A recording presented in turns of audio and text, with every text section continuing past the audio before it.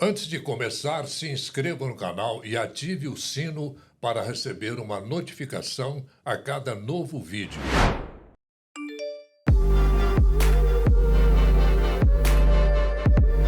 Olá, sejam todos muitíssimo bem-vindos. Estamos chegando com mais um Conversa com Orley, aquele nosso bate-papo semanal sobre empreendedorismo, empresas que nasceram, cresceram aqui em Uberlândia e hoje são um sucesso em todo o país. Nós vamos falar sobre pessoas que ajudaram Uberlândia a se tornar o que é hoje. Homens que deram os primeiros passos de transformação da cidade como uma das maiores cidades do interior do país, a segunda do estado de Minas Gerais e um dos maiores PIBs do interior brasileiro. Nós vamos conversar com o jornalista, advogado, professor, poeta, jurista, Dr. Oscar Virgílio Pereira. É uma enciclopédia viva, né, doutor Oscar? Que bom ter o senhor aqui. Nem tanto. Prazer muito grande, doutor Oscar, ter o senhor aqui. Doutor Oscar, 90 anos de idade, Uberlândia com uma memória invejável pelos bate-papos que nós já tivemos por aí. Então, se eu chegar lá com essa memória sua, Chegará, com certeza. serei muito feliz. Desses 136 anos que Uberlândia está completando agora, mais da metade o senhor vivenciou, o senhor participou, o senhor deu a sua parcela. Como é que é isso?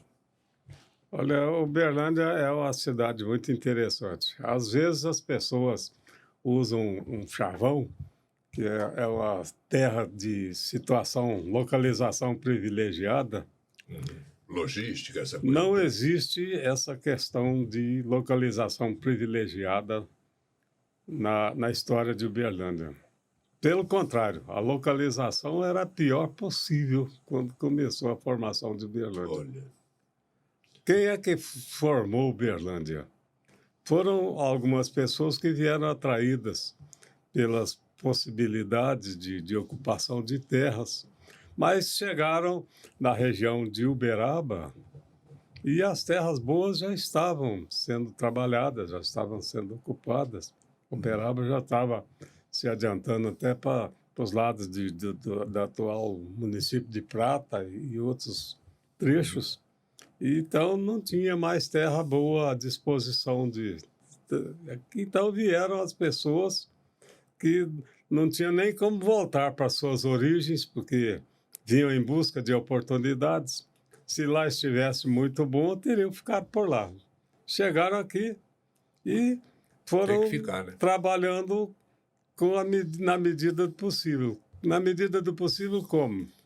Criando, assim, uma ocupação, uma agricultura de subsistência, mas vem chegando gente querendo terras, querendo uma oportunidade, e chegaram agricultores, chegaram pessoas que eram os prestadores de serviço. Isso lá pelos 1800. 1820. É a época em que começaram a se estabelecer aqui os primeiros entrantes. E foram se estabelecendo na região das terras, procurando terras para ocupar, fazendo a chamada agricultura de subsistência, né? Plantar para comer. E Agricultura o bem lugar familiar era mesmo. o pior possível, longe das estradas. A picada do Anhanguera, que era a estrada de comércio para Goiás, e vinha lá de São Paulo, passava ao largo de Uberlândia, passava ali por Indianópolis, a atual cidade de Indianópolis. Tem até uma igreja lá, né, que relembra essa Exatamente. passagem. Então, Uberlândia era longe da estrada, não tinha ouro, não tinha diamante, não tinha nada. Terra ruim. Tinha muita maleita. A maleita aqui era endêmica, e aí, então, esse pessoal se estabeleceu aqui, mas foi chegando gente. Imagine essas pessoas chegando e se concentrando num lugar, procurando um lugar ao sol, né? E um lugar muito difícil de encontrar. Então, Uberlândia, então, nasceu com a característica que é até hoje a sua característica principal. Nós somos buscadores de soluções. para problemas difíceis. Uma cidade que São não tinha, empreendedores. não tinha terras, não tinha diamante, não tinha ouro, não tinha nada. Como é que sobrevive um pessoal desses aí? Então veio a questão da organização. A organização comunitária, a organização desses entrantes, dessas pessoas que chegaram, essa forma de organização do município é que foi a matriz de Uberlândia. Os prestadores de serviço foram chegando, o fazendeiro, que tinha se estabelecido, um dos primeiros, João Pereira da Rocha, que era um homem de poucas posses, mas muito inteligente. Ele foi o primeiro empreendedor que teve aqui em Uberlândia. A história do João Pereira da Rocha, a gente resgata lá na memória do Cônego Pesutti, que escreveu um trabalho sobre isso aí. Ele fez nada mais, nada menos do que uma fabriqueta de anil. Anil é esse preparado para alvejar as roupas. Então, ele era feito, e é feito até hoje, é extraído de uma plantinha muito própria do Cerrado aqui, chama anileiro, né? Essa planta, ele começou a fazer as pedras de anil e vender para pessoas que passaram, tropeiros que vinham pela rota do Anhanguera. Então, esse indivíduo foi o primeiro empreendedor. Ele achou uma solução para a sua dificuldade econômica, para o seu estabelecimento aqui, e montou essa fabriqueta de anil. A importância de uma atividade dessas só pode ser medida o seguinte: é com isso que ele alimentou a sua família e estimulou os seus parentes a virem, porque ele criou uma transformação de algo que existia aqui no Cerrado, inóspito, Cerrado que não tinha nada, né? Ele achou utilidade para o Cerrado e foi o fabricante de anil. Primeiro industrial de Uberlândia, fazendeiro, empreendedor. Aí foram chegando os carrijos. Aí foram chegando os carrijos e outras pessoas, né? O carrijo era um prestador de serviço. O que era o carrijo? O carrijo era um professor. Eram 3 irmãos, né? Professor primário. A família era grande, eu não me lembro quantos, não. E o carrijo, então, como professor, montou uma salinha de aulas. Quer dizer, já foi um outro empreendimento importante para Uberlândia, porque o pessoal que chegava, pouca gente era alfabetizada. Até a década de 1880 e por aí, quando surgiu o município, quase a totalidade era analfabeta, pouca gente tinha acesso à escola. Mas já tinha muita gente que sabia ler e escrever na escolinha do Carrijo. O Carrijo, então, foi outro empreendedor. Fala-se da escola, foi um empreendimento muito importante que teve. Claro. Mas ele vislumbrou o seguinte: é investimento na cultura, né? Os prestadores de serviço estavam se concentrando num determinado local, porque dali eles atendiam as fazendas e os sítios que iam se formando ao redor. Era o ferreiro, o carpinteiro, a costureira, a parteira, o curandeiro, o farmacêutico. Esse pessoal foi se estabelecendo e formando um arraial. O Carrijo, então, fez o primeiro loteamento de Uberlândia. O fundinho foi o primeiro trabalho de urbanização de Uberlândia para concentrar esse pessoal num arraialzinho. É ali, o nosso bairro Fundinho foi loteado pelo Carrijo. Felisberto Alves Carrijo, professor, um homem de muita visão, porque ali ele concentrou um núcleo urbano no meio daquela vastidão enorme que existia. Bom, aí o tempo passou. Décadas e mais décadas se passaram e Uberlândia já com aquela veia de crescimento, de empreendedorismo, como o senhor disse, mas a cidade não estava preparada. Não estava preparada. E como é que a cidade se preparou? Porque continuou chegando gente. Uhum. E a cidade despreparada, como é que esse pessoal, qual é o meio de vida dessa população, dessa gente que estava chegando?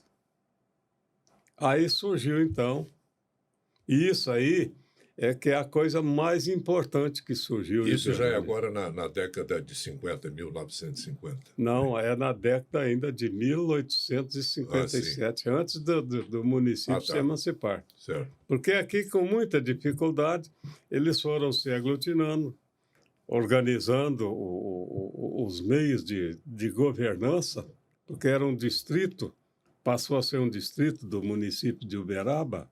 Uberaba foi elevado a município em 1836. Aqui ficou sendo um distrito de Uberaba, então, distrito de São Pedro de Uberabinha. Até 88. É. Esse distrito começou a se organizar. Por que o distrito começa a se organizar? Porque para fazer uma escritura, para fazer um negócio, para fazer um tratamento, fazer qualquer coisa, tinha que ir lá na sede. Então, o berlandense,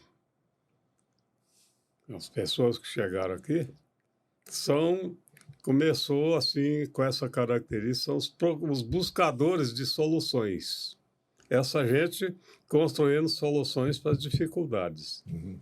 Pense bem em se qualquer pessoa pensar em se estabelecer no meio do mato, sem dinheiro, sem recursos, longe de tudo. Terra ruim. Como é que você tem que... A primeira solução que tem que ser encontrada é como é que eu vou sobreviver aqui nesse ermo, nessa escuridão, cheia de bichos e de doenças e longe de tudo.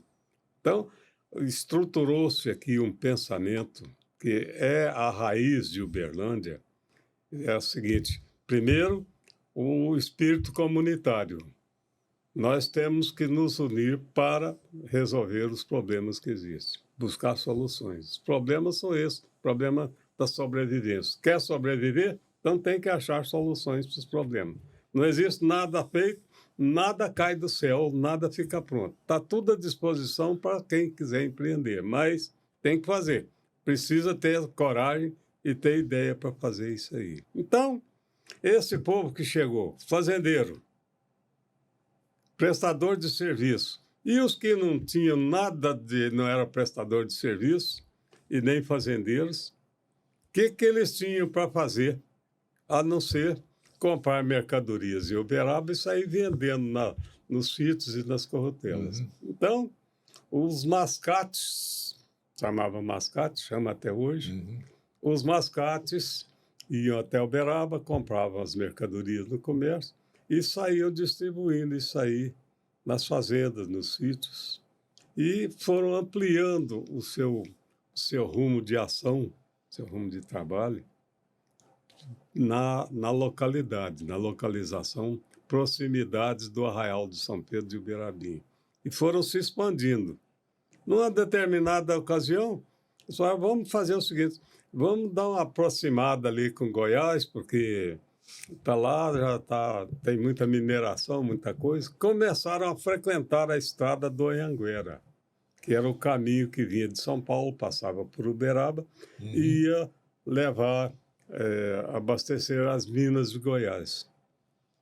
Mas já tinha dono também essa rota, esse estilo de comércio. Aqui não é muito bom vocês ficarem andando por aqui, não, porque tem muito bandido aqui, costumam matar o pessoal. Outro dia quase mataram os policiais ali do posto, né? Vocês vão para outro canto, não fica aqui, não. Aí, problema para ser resolvido. Como é que faz, então? Nós somos comerciantes, queremos vender, mas nós não podemos alcançar. Aí, então, surgiram os empreendedores. Juntaram. Vamos fazer uma estrada daqui para Goiás, mas passando por fora, por Morrinhos. Morrinhos, antigamente, compreendia o atual município de Morrinhos, Tumbiara, Caldas Novas e Buriti Alegre, aquela região toda ali era o município de Morrinhos. Mas tinha o porto de Santa Rita de Paranaíba, um lugar que tinha uma travessia de balsa. Então vamos fazer uma estrada do Beiradinho até lá. Essa estrada foi feita com enxada, enxadão, foi feita Olha, com dando passagem a um cavalo que ia montado pelo mascate e outro cavalo carregando cargas para levar e distribuindo. E foram ampliando o seu campo de ação. Então, o mascate, quando progredia, conseguia melhorar de negócio, virava tropeiro. Aí ele não tinha só um cavalo, ele tinha 2, 3, 10 cavalos. E aí apareceu o pessoal, falou, bom, mas já está aumentando o fluxo de comércio, cavalo não dá para levar isso não. Aí começaram a fazer as estradas mais largas um pouquinho para passar o carro de boi. Então, Uberlândia foi feita em cima do carro de boi, dos mascates e dos tropeiros. Foi alcançando a região do sudoeste de Goiás, porque a região que demandava as minas passando pela trilha do Anhanguera já tinha dono. Então, a solução foi passar pelo porto de Santa Rita do Paranaíba, que hoje é essa beleza de Tumbiara. Tumbiara. O que esperar do futuro? Como você imagina que será o mundo no tempo seguinte a este? Tecnologias, conexões, inovações. Como será o amanhã das futuras gerações? Há quase 40 anos, nós do grupo Lima e Berger focamos em inovação. E inovar significa olhar diferente, fazer diferente. Acreditamos que tratar com responsabilidade o futuro é tarefa de todos nós. Ideias que se juntam à tradição. É assim que escrevemos nossa história. De higiene à limpeza, de cosméticos a agronegócio, colecionamos mais de 20 marcas, mais de 2.500 itens produzidos por equipamentos de última geração, com um time de mais de 2.000 colaboradores. Nos orgulhamos por ser uma empresa de bens de consumo 100% brasileira, que veio para quebrar paradigmas. Aí então Uberlândia, Uberabinha, foi tomando conta do comércio daquela região toda ali, estabeleceu laços de amizade, laços de comércio, uma tradição comercial. O mascate, o tropeiro, foram os empreendedores. E aí o pessoal dessa região precisava de qualquer coisa, tinha o prestador de serviço aqui em Uberlândia, no Uberabinha, vinha para cá. E aí foi crescendo o comércio, surgiram os atacadistas, surgiram os carreiros profissionais.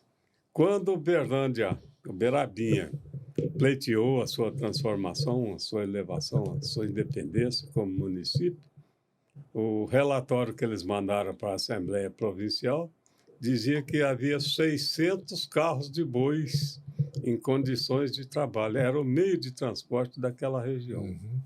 Esses 600 carros de bois serviam as fazendas e eram o meio de transporte para atingir o sudoeste de Goiás. Aí surgiram os laços de amizade, os laços de comércio, com aquelas corrotelas, com aqueles arraiais que iam se estabelecendo em Goiás também. O sudoeste de Goiás, ao contrário do sudeste, o sudoeste partiu para a agricultura.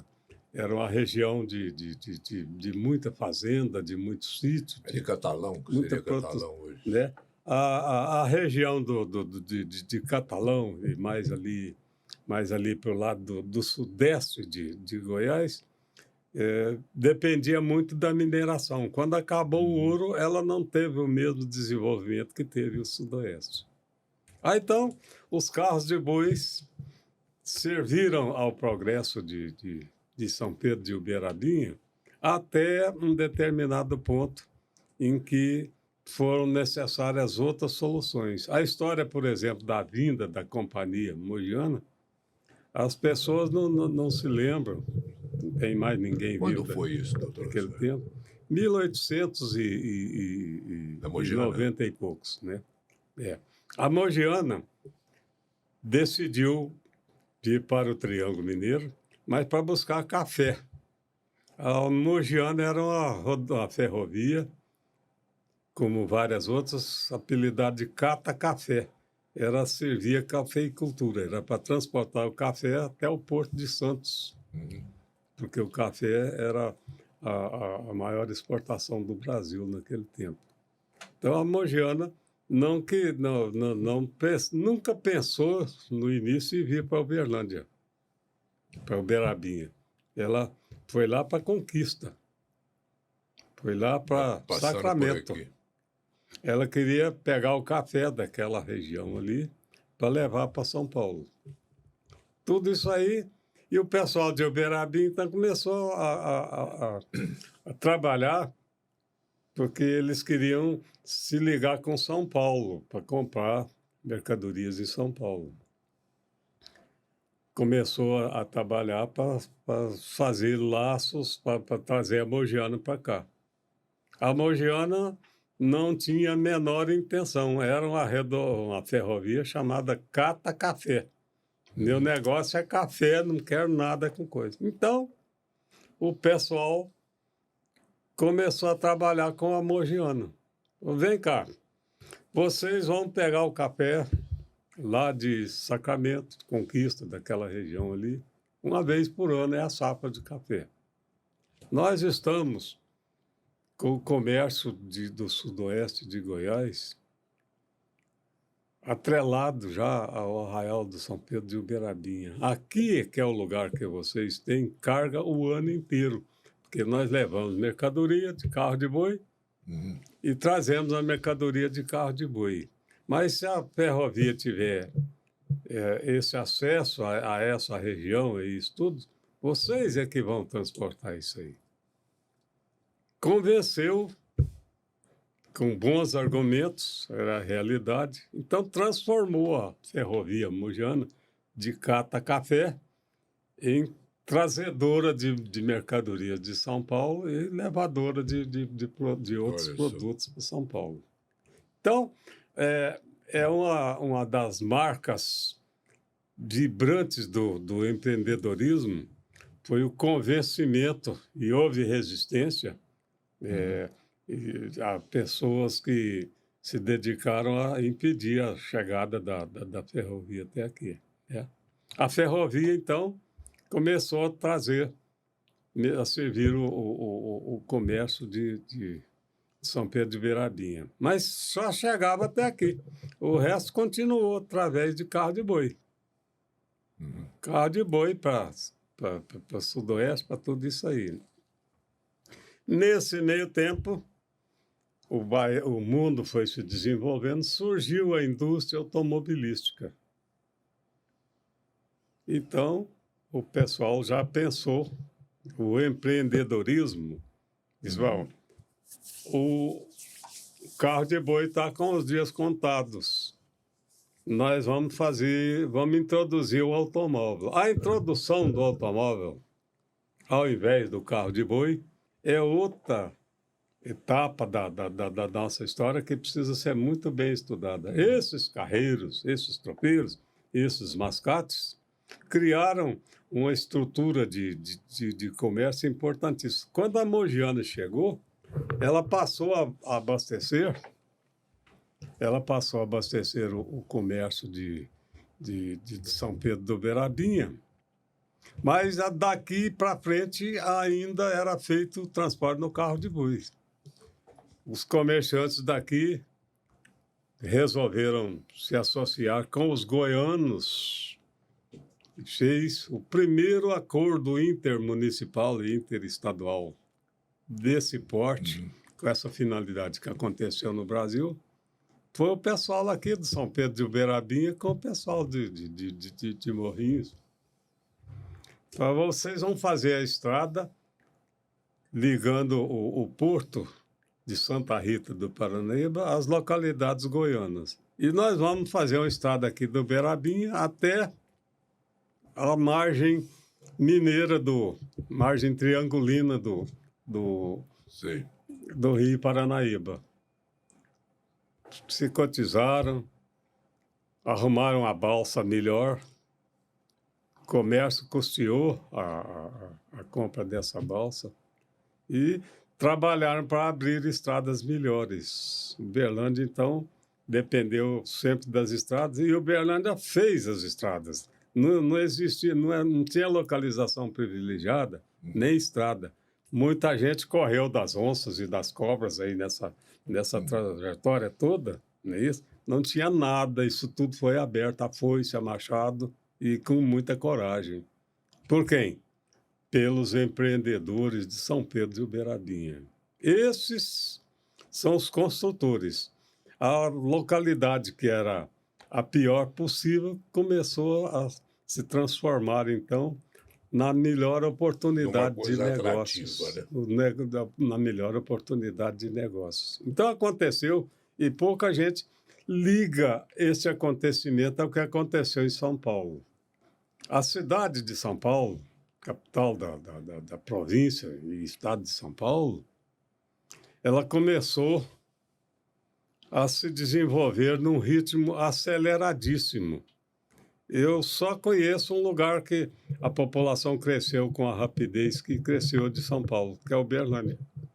A população de Uberlândia tomou um vulto de uma certa época em diante, que passou de 60 mil habitantes para quase 1 milhão de habitantes que nós temos hoje, numa rapidez. Isso aconteceu com São Paulo. Vamos tomar um café? Mas é bom. É muito bom. A prosa está boa.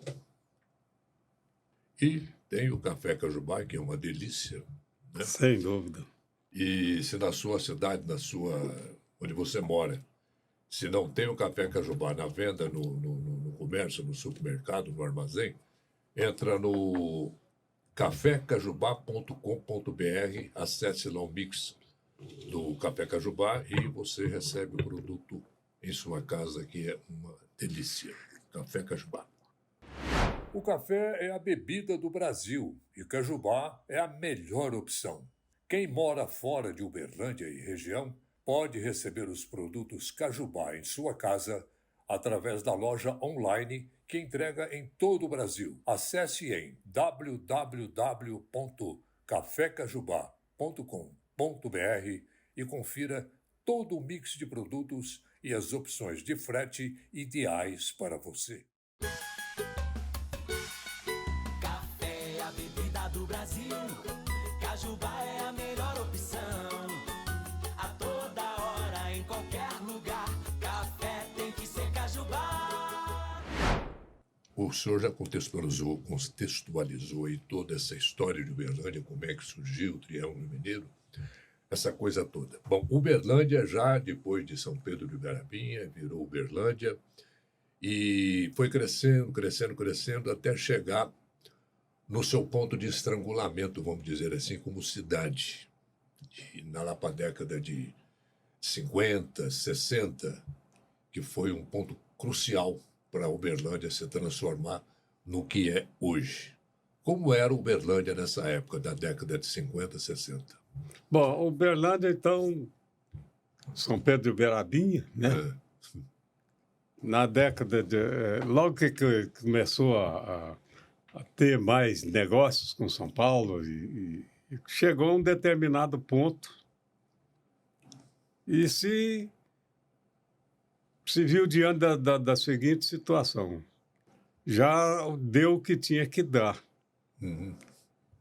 Um município, para ir para frente, para melhorar, ele requer certas condições que nós não tínhamos. A primeira delas, o Coronel Carneiro, José Teófilo Carneiro, foi um grande empreendedor, um homem que enxergava algumas décadas, muitas décadas para frente. Uhum. Ele tinha construído a primeira usina hidrelétrica de Uberlândia. Muito bem, nós tínhamos energia elétrica para movimentar algumas fabriquetas, algumas coisas aqui. Mas Uberlândia, então, chegou num ponto que não tinha mais como crescer. A nossa fornecedora de energia elétrica aqui, que trabalhava com a usina adquirida do Coronel Carneiro, não tinha condições de propiciar um desenvolvimento maior.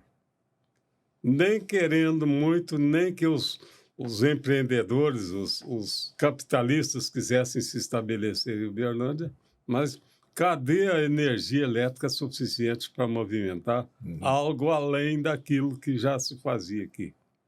Ó, pequenas manufaturas, muito artesanato, mas não tinha energia elétrica. Então, Uberlândia, nessa década de 50, se viu na seguinte situação: não tem como melhorar mais sem energia elétrica. O mundo depende da eletrificação, depende de tudo isso aí. Para mover as Não máquinas. se Né? chega a ponto nenhum sem o abastecimento de energia elétrica. E o país todo nessa situação.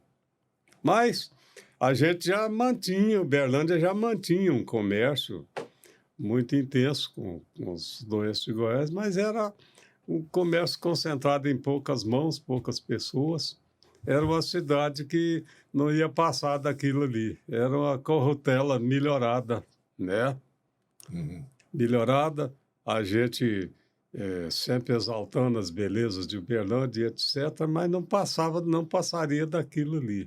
Lugar pobre, doentio, não tinha escolas suficientes, não tinha saúde suficiente, não tinha nada e não podia ir para frente porque não tinha nem a menor condição a partir da falta de energia elétrica.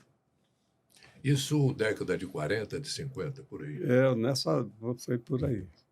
Então, aconteceram coisas interessantes em Uberlândia e no Brasil.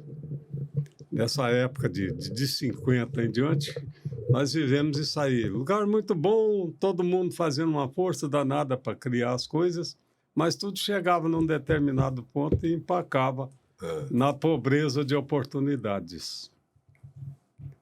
Aí, Uberabinha tinha virado Uberlândia, né? Eu me lembro, eu era aluno do Colégio Estadual, no ano de 1950, um dos nossos colegas foi encarregado de fazer a saudação ao ministro da Educação, Dr. Clemente Mariani, que veio visitar Uberlândia, né? E esse nosso colega, Elon Gomide, poeta inspiradíssimo, fez o discurso de saudação em nome dos estudantes de Uberlândia ao ministro da Educação e fez um discurso veemente pedindo a ele que criasse uma universidade em Uberlândia. Quer dizer, ele ficou até espantado. Esse pessoal desse sertão aqui é atrevido mesmo. Criar universidade no meio do mato aqui, como é que pode uma coisa dessa? Quer dizer, a ideia de grandeza já existia e o ministro foi questionado em público, numa solenidade, né? Porque ele não estava entendendo que o progresso estava aqui, não lá. Ele ficou encantado com isso aí, evidentemente não deu a mínima ideia, a mínima atenção a isso aí. O povo daqui tava mas ficando louco. O pessoal daqui está pensando alto. Esse negócio de pensar alto e buscar soluções era característica de Uberlândia. Todo mundo, ninguém pensava em fazer coisinha pequena, não. E até hoje, né, doutor? Parece que... tudo aqui. Mas então entra o Brasil nessa década de 50, nisso aí, estagnado. Pouca gente se lembra disso aí, mas houve uma evasão, uma migração de pessoas de Uberlândia para o estado de Goiás enorme nessa década de 1950. Mas muita gente mesmo correu para Goiás, para Goiânia principalmente, se estabeleceu, está lá até hoje, né? Porque lá estava num processo de crescimento, de desenvolvimento, enquanto o nosso Triângulo Mineiro aqui estava atrasado, estava pobre. Uberlândia forneceu muita gente, né? São como as coisas mudam. Governadores de Goiás tinham sido alunos aqui em Uberlândia, das escolas de Uberlândia. E depois os uberlandenses foram lá se beneficiar daquilo que os governadores de Goiás tinham aprendido a fazer em Uberlândia. Olha só. Né? Houve uma migração muito grande na década de 50, mas centenas de pessoas, profissionais, competentes e tudo, se deslocaram para... Quer dizer, Uberlândia, então, era um lugarzinho bem acanhado, com a vontade de crescer, mas sem meios de crescer. Tem um problema sanitário também aqui, né? Uma cidade bastante poluída. Eu me lembro, eu terminei o meu curso de Direito em 1958. Comecei a advogar em 59. Antes já tinha passado pelo escritório do Dr. João Edson de Mello, mas assim, como auxiliar de escritório, né? Mas Uberlândia, pelejando, tinha uma vara civil. Tinha um juiz, né? Só um juiz aqui, e carregando a comarca toda nas costas. Não tinha tanto serviço assim. E as causas demoravam, era uma profissão bem difícil, dependia de outros. Mas Uberlândia, então, estava nesse ponto. Era um povo querendo crescer, mas sem meios de crescer. Aí, então, Uberlândia, sem energia elétrica, nós não tínhamos uma escola superior, nós tínhamos saído da 45, terminou o governo do Getúlio Vargas, que foi muito bom para Uberlândia, dentro do que era possível no município.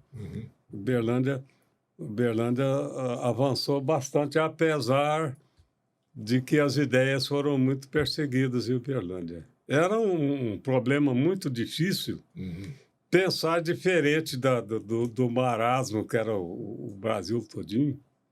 E quando essas ideias de grandeza de Uberlândia, e comparando o Brasil com outros países desenvolvidos, né, isso irritava profundamente as autoridades, e Uberlândia foi muito visada. As ideias foram muito perseguidas aqui em Uberlândia. Mas Uberlândia, nessa década de 50, se preparou, então. Aconteceu que não perdemos de vista. Aconteceu aqui em Uberlândia no ano de 1959. Esse ano é um ano importante na história de Uberlândia. Um congresso de desenvolvimento. Aquela angústia de o que nós vamos fazer, o que nós podemos fazer para melhorar. Vontade de crescer e não tinha como. Então, juntou gente de todas as profissões, de todas as tendências, e organizaram um congresso regional de desenvolvimento. Então, aquelas ideias, precisamos fazer uma fábrica de farinha maior, precisamos de aproveitar melhor a produção de cana, né? Quer dizer, era o que tinha na época, aspirações muito acanhadas ainda, né? E aí aconteceu uma coisa muito interessante. O governo estadual resolveu criar alguns pontos para estimular o desenvolvimento industrial. Deve ter sido contaminado pelo vírus de Uberlândia, do desenvolvimento, criar, mas ainda não tinha nem energia elétrica suficiente para pensar naquilo, mas queria criar cidades industriais. Uberlândia, então, resolveu, nós vamos fazer uma aqui também. Mas fazer uma cidade industrial sem energia elétrica e fazer uma cidade em modos capitalistas sem capital.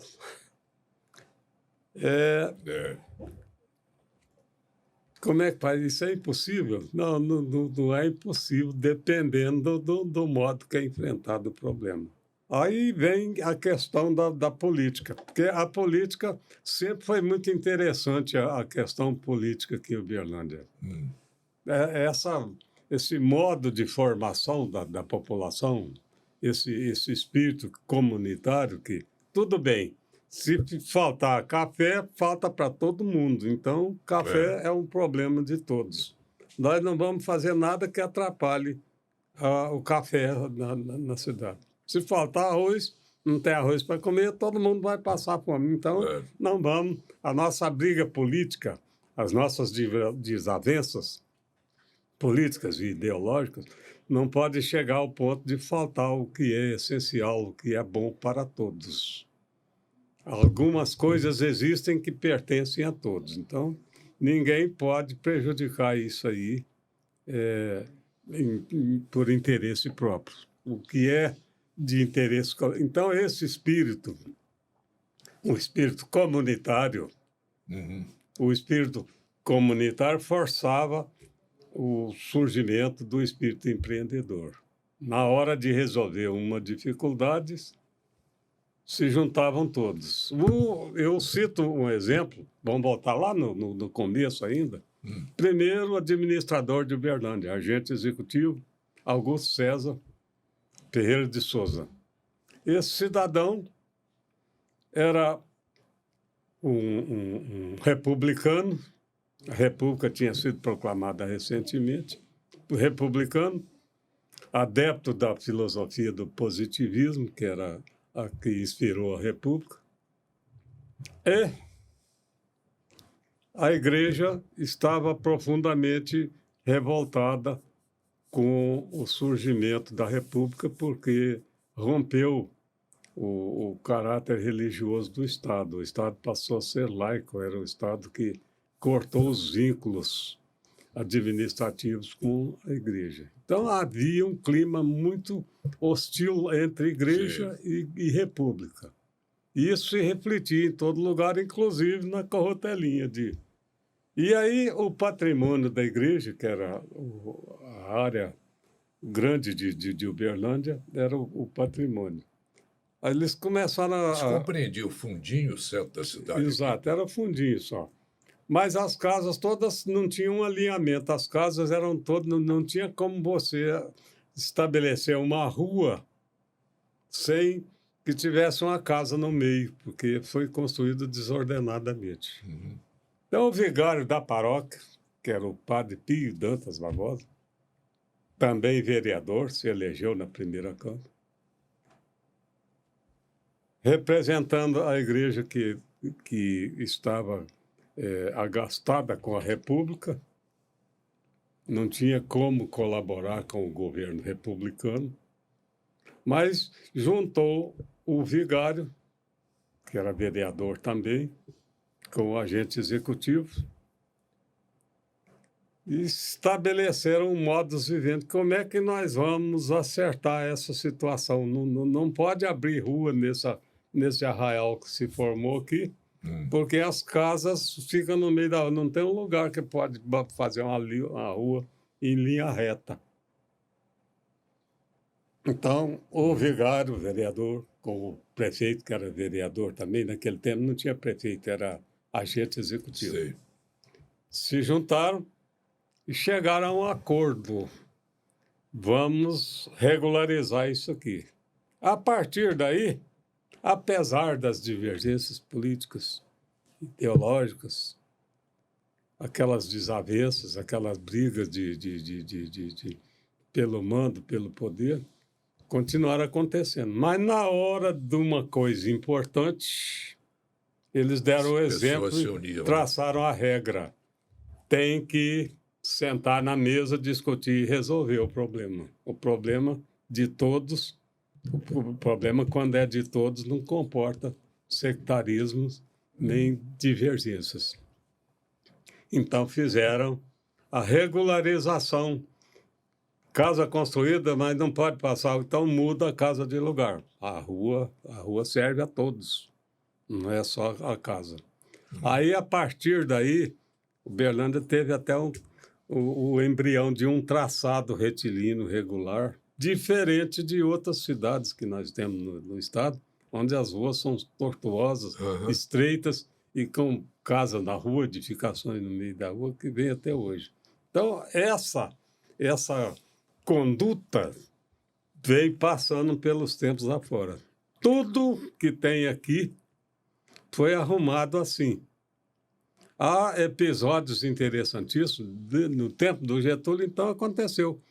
Pouca gente sabe que havia uma união, havia uma frente única aqui, de todas as correntes políticas para trabalhar pelo desenvolvimento e contra o regime ditatorial. Ah, Porque tinha preso comunista, preso integralista, preso liberal, todo mundo que pensava estava preso, né? Mas soltar esse pessoal e desenvolver o lugar era a aspiração de todos. Então, eles se reuniam para trabalhar pelo desenvolvimento, dar umas alfinetadas no governo, faziam palestras, pagava-se caro o ingresso na palestra, trazia intelectuais aqui para fazer palestras. Esse dinheiro era revertido na educação, criar bolsas de estudos. Muita gente foi encaminhada para estudar em Uberaba, que era o centro cultural mais importante, e com o dinheiro dessa frente única que existiu aqui em Uberlândia. É uma das coisas mais notáveis na política de Uberlândia. A identificação de objetivos, sei. né? Isso aí eu chamo de espírito comunitário. O espírito comunitário empreendedor, porque com isso aí eles mostravam as deficiências que havia, apertavam o governo, exigia as coisas que podia acontecer, mas fazia a parte, ninguém esperava. Então, isso aí foi motivando o surgimento de todas as coisas. Era a sua forma mais pura, né? Na sua forma mais pura, né? Luciano, o WTC Uberlândia já é uma realidade. Com certeza absoluta, Orley. Prazer falar contigo, falar com seus espectadores, tá? É uma grande realidade. O WTC Uberlândia aconteceu. O primeiro e único AAA empreendimento imobiliário AAA do interior do Brasil. Como é que vai funcionar essa interação entre um empresário localizado no WTC Uberlândia com um empresário localizado em Nova York, Tóquio e outros países? Olha, eu costumo dizer que nós temos aqui o nosso hardware, que é o nosso edifício, 36 pavimentos, rooftop, eu tenho ali o heliponto, esse é o nosso hardware. E a gente tem o nosso software, que é o Business Club, WTC Business Club. Através do Business Club é que esses empresários de Uberlândia e região estarão conectados com mais de 95 países, são mais de 330 cidades onde existe o World Trade Center. Então esse é o canal de interatividade, internacionalização dos nossos negócios e trazer grandes empresas de fora para Uberlândia. Essa é a finalidade do Business Club. Em termos de investimento imobiliário, é único aqui em nossa região. É único porque é uma marca consolidada mundialmente, né? Então a gente traz vários diferenciais aqui do WTC, né? Não é um edifício de escritórios comum. Ele tem vários diferenciais e o público está conseguindo perceber esses diferenciais, o quanto a gente está assim, distante em relação a outros equipamentos aqui de Uberlândia e região. Muito bom. Sucesso, Luciano. Obrigado, Orley. Mais uma vez, muito obrigado. Doutor Oscar, eu queria que o senhor falasse um pouco, a gente desse uma adiantada no assunto, da década de 60, por exemplo, quando entrou aí o Renato de Freitas, que foi o precursor, vamos dizer assim, de todo esse desenvolvimento de Uberlândia. Foi uma época muito decisiva para o nosso município. Como é que foi isso? Uberlândia era uma cidade insalubre, não tinha tratamento de esgoto, não tinha nada, aquela coisa... Nessa época o Renato, o primeiro mandato dele começou em 1967. Uhum. Foi um governo... ele foi eleito pelo PSD, Partido Social Democrático, dentro daquele clima que ainda vinha. O político era assim, tinha a UDN e o PSD. Cada um fazendo o que era possível para prejudicar o outro, não deixar o outro andar. A não ser nas coisas muito vitais, era uma briga de picuinhas impressionante. E eles veio com a visão diferente. Ele já, nesse tempo, o Rondon Pacheco era o chefe da Casa Civil da Presidência da República. O governo militar já, né? Era da UDN, era aquele pessoal. Então veio o prefeito e deu a entender, com muita clareza, que não ia fazer mais aquela política do tempo antigo, não. Uhum. Ele tinha outras ideias. Eu já estava pressentindo aquilo que aconteceu no regime militar. O regime militar, o lado desenvolvimentista do regime militar, estabeleceu um programa importantíssimo de industrialização. Eles diziam o seguinte, com todas as letras: se não industrializar, vai estagnar e vai ser um país caudatário. Nós temos que industrializar esse país. Vai ter problemas enormes para industrializar, vai ter concentração populacional das cidades e nós vamos ter que enfrentar isso aí. É muito penoso esse processo, mas vai ser enfrentado. Então, escolheram algumas cidades para serem as chamadas cidades DIC. DIC. O que é DIC? O DIC é contenção, né? contenção. Conter quem? Conter a pobreza para não ir para as regiões metropolitanas, que seriam os polos de desenvolvimento. Então, o que eu digo é isso.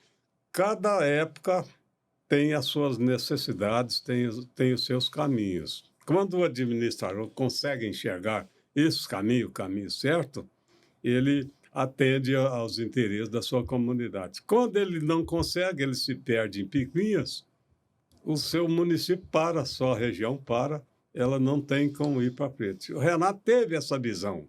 Eu acho que o governo do Renato foi um divisor de águas.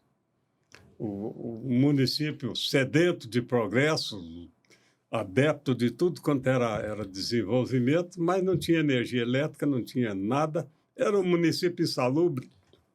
A nossa saúde aqui era a seguinte: a água poluída de Uberlândia. Era da Lagoinha, né? Vinha lá da Lagoinha. Era a Lagoinha, o nome já indica o que era o represamento da água, e ali jogava animais mortos e tudo isso aí. E era a água que abastecia. O povo bebia essa água. Era isso aí. Então, de cada 100 crianças que nasciam, morria 20 de doenças transmitidas pela água. Uhum. Né? Ele entendeu, o Renato entendeu, sem saneamento básico, sem educação, sem energia elétrica, não adianta querer ir para frente, que não vai, não. Como é que você vai trazer uma indústria que tem um executivo, gerente dela, ganhando altos salários, mas ele não pode perder um dia de trabalho correndo para se tratar de infecção por ameba, ou tratar da mulher ou dos filhos, né? Não tem linha de produção industrial que aguente o desvio dos seus técnicos para tratamento de saúde. Então, aí pensou-se em Sucupira, no caso. O Renato entendeu que o saneamento básico era uma questão vital.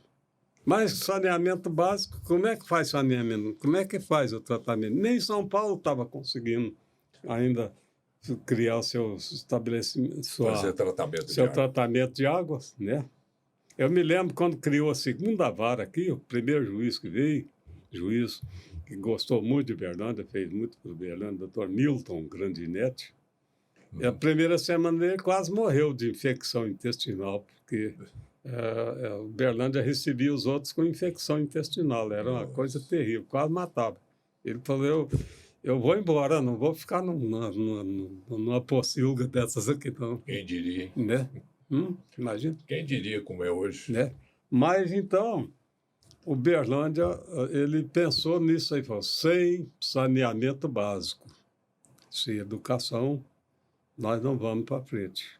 E eu vou fazer o saneamento básico. A quantidade de Uberlândia já tinha passado por um esforço muito grande na gestão do prefeito Tubal Vilela da Silva. Tubal era amigo do governo do estado, do Juscelino, então conseguiu um empréstimo para fazer a canalização da água, porque Uberlândia precisava de distribuição de água, fez a distribuição de água não tratada. A água não era aquela água recomendável, não, né? Mas o Renato, então, tem que tratar da água, né? Aí as pessoas falam, esse camarada é louco varrido, como é que vai fazer tratamento de água? O Brasil ainda não tinha nem tecnologia para fazer isso aí. Aí vem, não, mas tinha um cidadão que se interessava pelo assunto,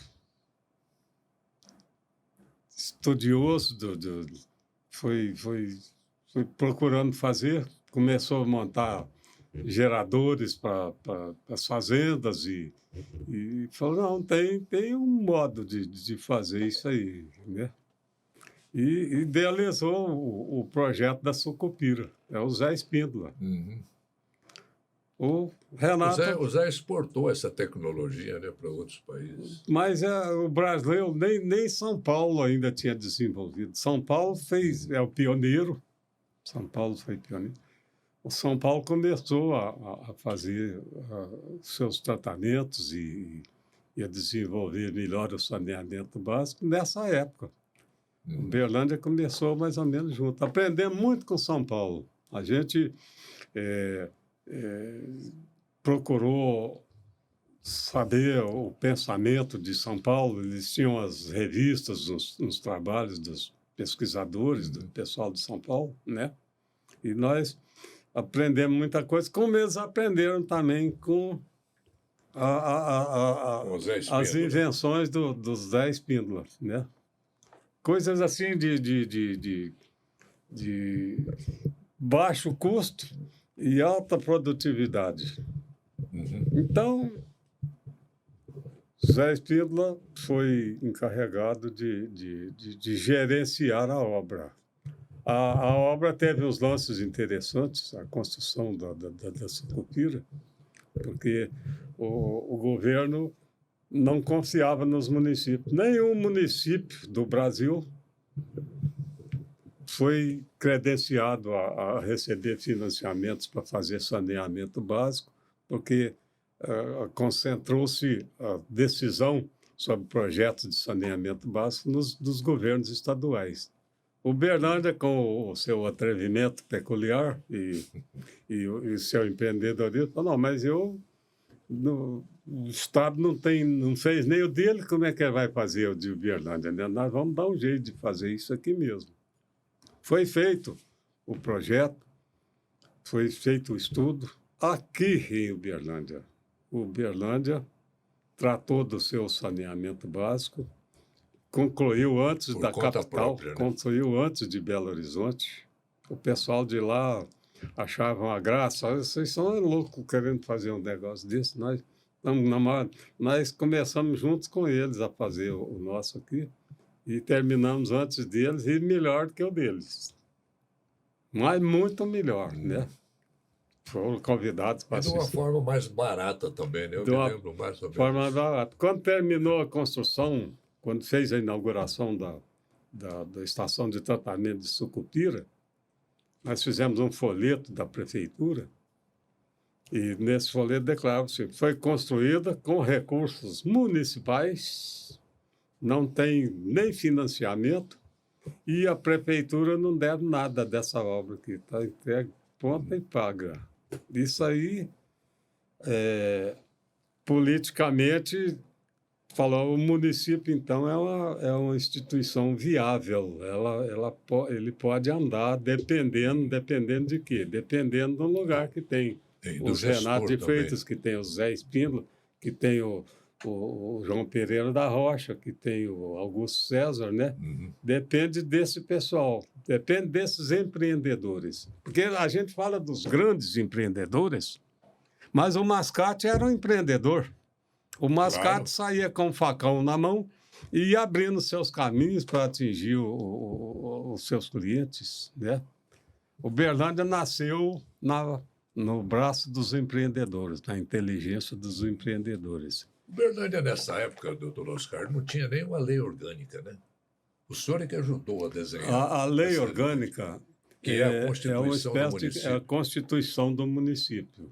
O município sempre foi assim, gerido pelo Estado. O Berlândia não fugiu a essa regra, tinha que obedecer ao governo estadual. O governo estadual sempre, mas sempre mesmo, olhou Berlândia com olhos assim atravessados, porque era um lugar indisciplinado, atrevido e falava as verdades, né? Então, aqui havia um controle muito grande do pensamento, do lançamento das ideias e tudo, porque quando você faz uma estação de tratamento de água como a Sucupira, que não fez em lugar nenhum do estado, nem na capital, Incomoda, né? isso incomoda tremendamente, porque expõe a fraqueza, a debilidade das administrações, né? Então, Berlândia, por causa disso, foi e ainda é. E agora, nós estamos num momento importantíssimo da história de Berlândia, porque Berlândia acabou se transformando no polo. Sim. Berlândia conseguiu eletricidade quando construiu a usina de Furnas, uma das primeiras localidades que conseguiu trazer energia lá daquela distância até aqui, graças à interligação do governo de Rondon Pacheco e do governo de Bias Fortes, do governo de Aureliano Chaves. Essa integração foi bem produtiva. O Berlândia marcou o seu ponto de desenvolvimento a partir da interligação com a hidrelétrica de Furnas. Tinha energia elétrica suficiente para abastecer qualquer espécie de indústria que quisesse se estabelecer. A Souza Cruz estava procurando um lugar para ficar, estimulada pelo governo, que queria interiorizar algumas empresas para conter a invasão, a migração para as regiões metropolitanas. Então, o Berlândia entrou na frente disso aí. Eu tenho energia elétrica e tenho saneamento básico. Pode mandar... E tinha água, né? Também, né? Tem água tratada, é o saneamento básico, né? Então, o Berlândia está em condições de receber tudo isso aí. E aí começou a chegar. Então, a partir de 1976, houve essa infraestrutura, disponibilizou-se essa infraestrutura. O Berlândia, então, passou a ser outra. Esse é um divisor de águas importantíssimo, porque a partir daí, então, começou o Berlândia a se transformar no grande polo. Agora, a criação de um polo traz problemas, incríveis problemas enormes. Primeiro, concentração populacional. É o que se fala, é o ônus do progresso, né? O ônus do progresso. Mas, então, como é que nós temos que enfrentar esse problema de transformação em polo? O polo concentra atividades importantes, por isso que chama polo, polariza, mas ele atrai tudo que tem de fraco. Uma grande parte das populações que acorrem ao município que está se transformando em polo, ela vem em busca de oportunidades. A obrigação do município, a obrigação dos administradores, é preparar a sua cidade, então, para ser a cidade das oportunidades.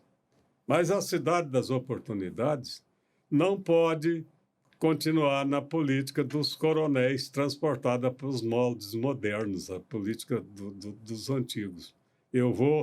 É meu adversário, então eu preciso destruí-lo. Ele não pode de forma alguma ter êxito nos seus empreendimentos.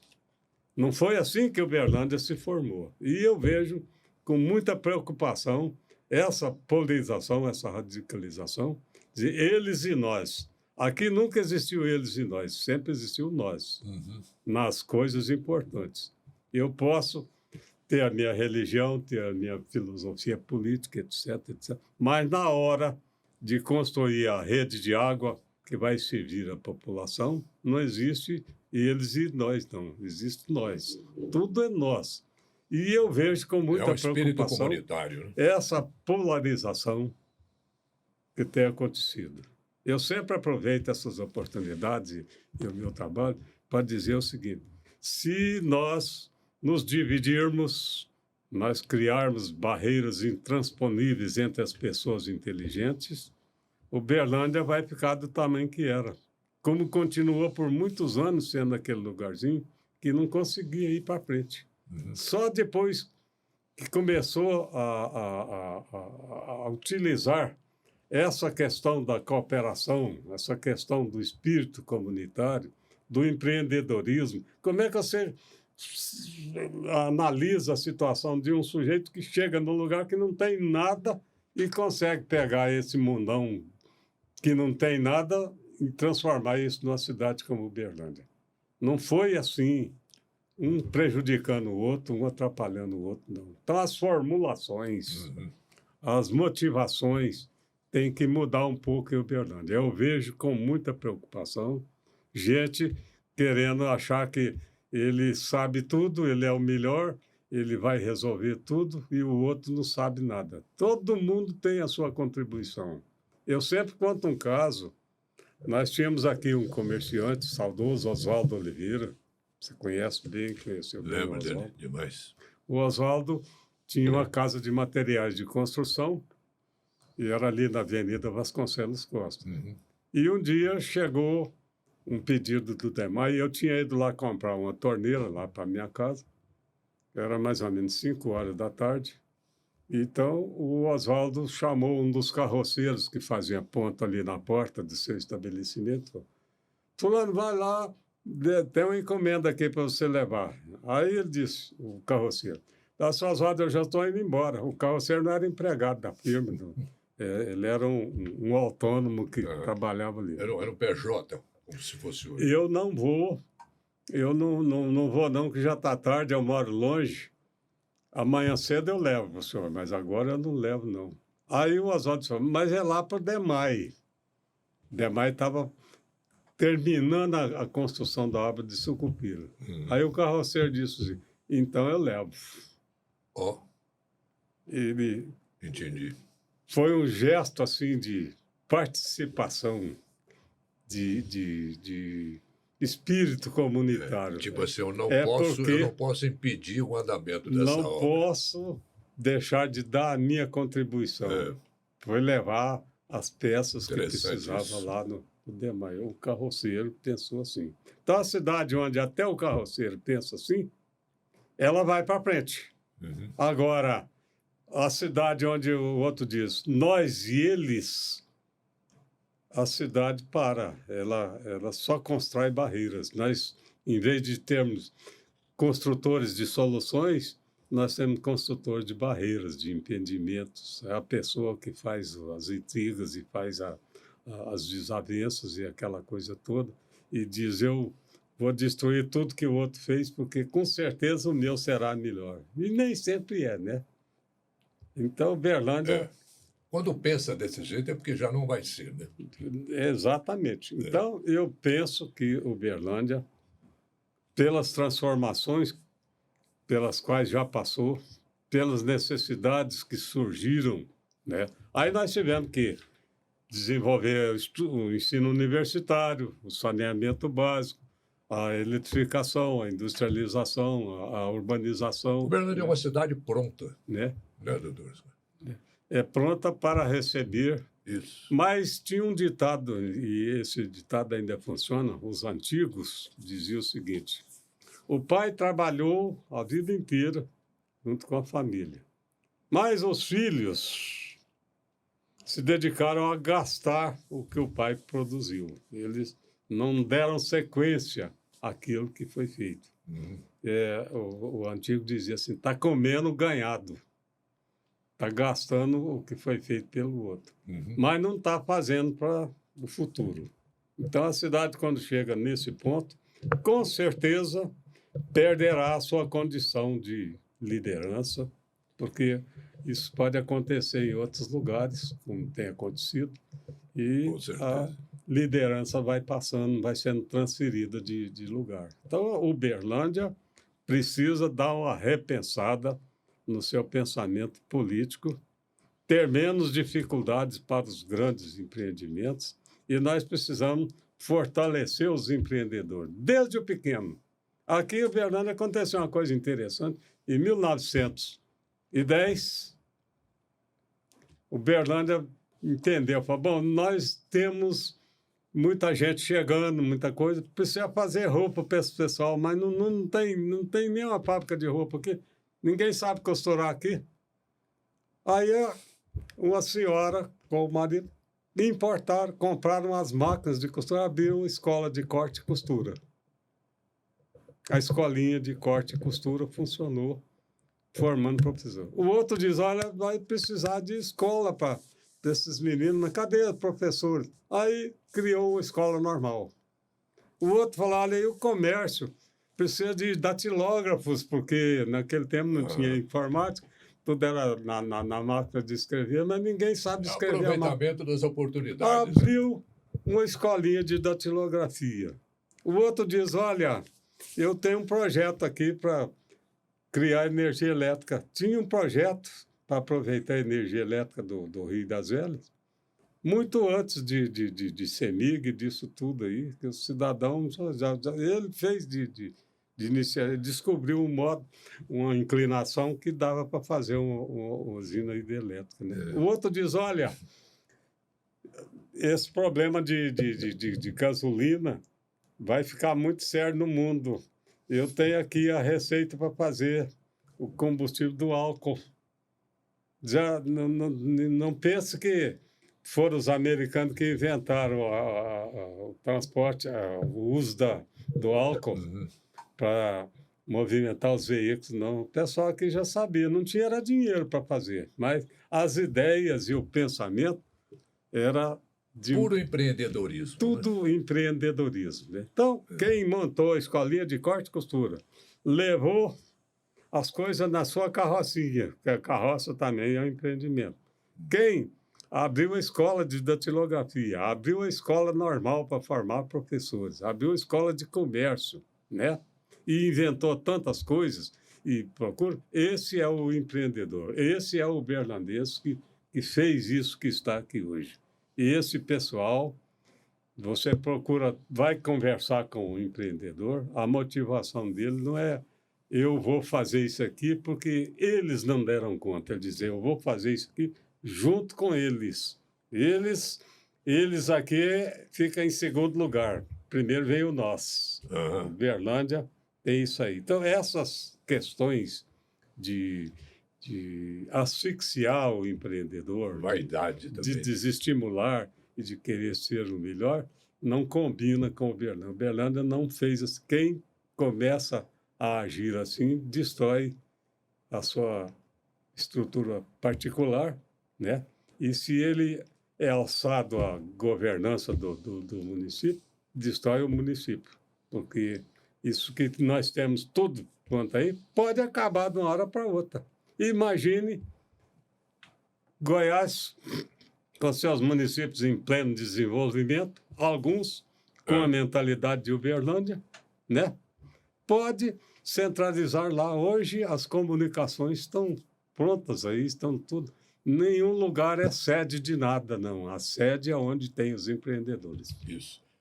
Doutor Oscar, foi um prazer muito grande ter aqui conosco. Eu sei que a gente tem prosa aí para mais 2 horas de conversa, mas o nosso tempo já está meio no talo ali, como eu digo. Mas eu agradeço essa oportunidade de expor essas ideias, porque a gente pesquisa isso aí e sabe identificar os pontos positivos. Nós devemos ter assim, a mentalidade que tiveram os que construíram Uberlândia, a mentalidade de empreendedor. Qualquer coisa pode ser melhorada e não existe o impossível para quem quer pensar no bem comum. E a união de forças, né? Também que é o mais importante. União de forças. Muito obrigado, doutor Oscar. Uma aula que o senhor deu aqui para todos nós. E encerramos mais este Conversa com o Morley. Muito obrigado pela sua atenção, pela sua audiência, pelo seu carinho. Até a próxima.